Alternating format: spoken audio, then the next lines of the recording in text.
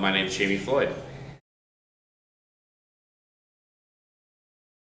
I started homebrewing when I was 17 years old and got my first job in brewing just about a year outside of college, working at a brew pub in the kitchen. I got offered a job as an assistant brewer and took the position, and then worked my way into head brewer and was at Steelhead Brewing for 9 years, 11 years total, 9 years as a head brewer before starting Ninkasi.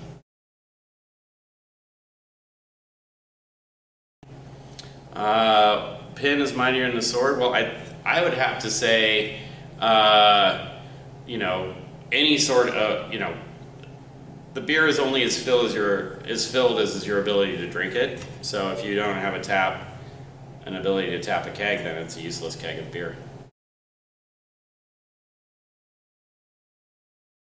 No, I wanted to own my own business actually before I even decided to be a brewer, and realized once I got into the brewing industry that the right thing for me to do was to start my own brewery down the road.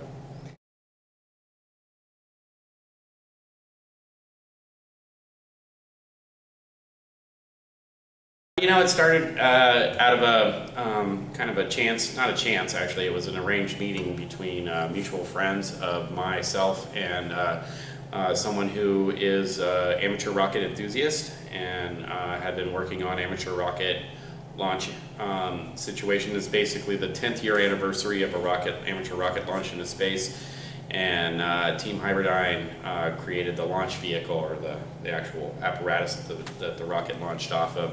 And he came to an event I was doing in the Portland area, and our mutual friend introduced us, and basically over beer is just really kind of, I love outer space stuff and nerdiness like that, and they love beer, and it kind of got brought up later with Nikos, and Nikos sort of took on the aspect of looking to see if there was a way that we could make it work, or we could be a part of a rocket launch.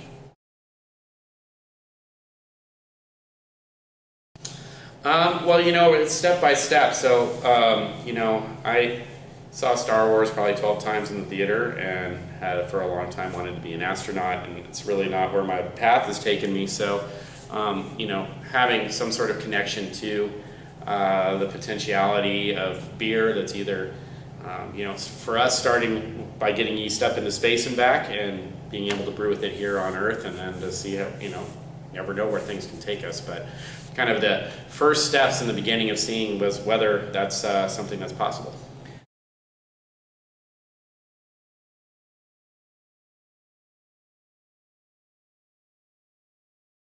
First is if it's alive, so its viability. So we would do tests on it to make sure that it was in fact viable and not dead from the experience, which there's between the temperature, the static pressure forces that come with re-entering the atmosphere, as well as the solar radiation experience it might have outside of the atmosphere. There's a lot of variables that we're not sure of. As brewers, we like to try to take yeast and bring it to its most vital state for brewing, and so for us, we're trying to basically protect the yeast from all of these obstacles and get it out into zero gravity and back, and then to be able to brew with it, and whether from there find out if anything really changed with the way that it performs. Yeah, absolutely. So the first rocket launch was done on the playa in northern Nevada, and sort of it's a public park, but it gets used for things like that occasionally. And there were 3 tracking devices that were put on it, 2 of which were being researched to see if they would work in conjunction with the Federal Aviation Administration, so the FAA was there, and those 2 devices failed on ignition, and so we only had one ability to sort of triangulate where that rocket was, or I shouldn't say myself because I wasn't the one triangulating it, but for the team, and because of it, it took 27 days to track it down in something that would normally take a few hours. So we had built a box to transport the yeast and back in a way that would try to help protect it from the environment. We packed it with dry ice, and we thought that we had bought it probably about 10 hours of time from launch to retrieval for us to be able to get it back and have a good shot at it being viable. So it took 27 days, so we did get it back. We were able to learn from it that the device that we used to get it up there and back worked well. There were a couple of vials that had some cells that looked possible, and we did try to sort of jumpstart them in the laboratory and stuff like that, but they wouldn't have gotten up to a level that would have sustained a full brew. So we're looking for our next opportunity to get up there and try again. Yeah, absolutely. We've got word it's looking like the second half of October we'll be able to have part of a payload, much smaller payload, so this time we'll be able to send up a couple of vials of yeast rather than 16. So much smaller payload, but we'll be able to be a part of a commercial launch that's happening out of the spaceport in the White Sands area, and they don't lose things out there. It's an incredibly monitored area, as well as they have numerous devices for triangulation, and they don't lose things. This is a amateur rocket, and they still spent the time to find it and all of that, but they did it in an area which was, not for that purpose per se. So we're excited they're going to help build the containment device for it to help prevent the solar radiation and some other aspects, and it should go totally as planned.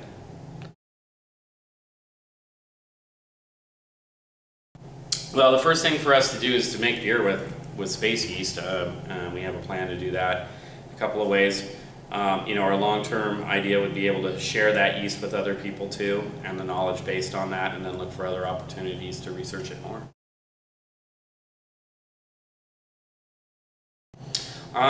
We would probably, we talked about trying to get some sort of conditioning underwater, maybe go to the other frontier on the planet, but we haven't quite got the resources yet to do that.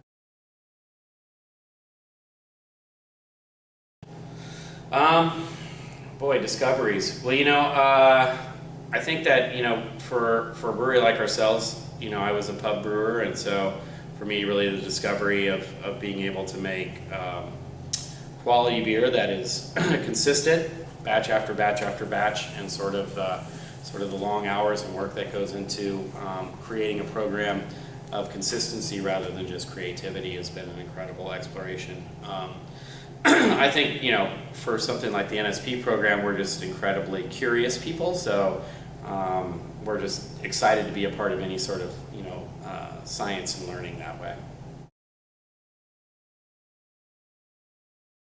For me, I've been studying beer now for 25 years, and I think what's amazing about beer is that there's never really anything, there's no limit to the amount that you can study. So whether it comes from yeast morphology to hop efficiencies based on thermal loads and gravities, there's sort of an endless ability to have curiosity and learn something new about beer. I think that's one of the most exciting things about it.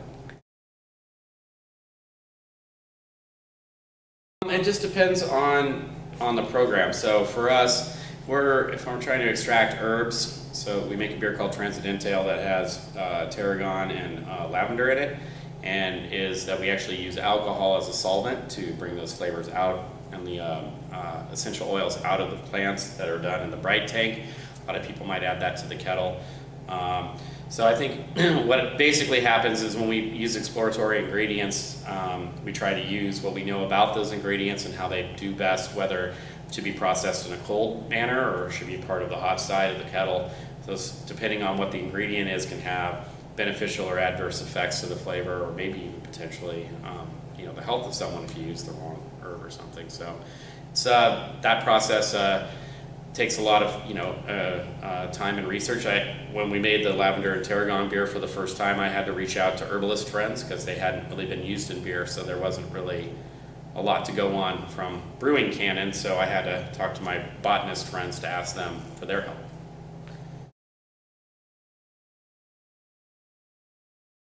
Brewing is incredibly old and not that complicated to do, but it does take a great amount of work to make a nice, tasty, quaffable beer.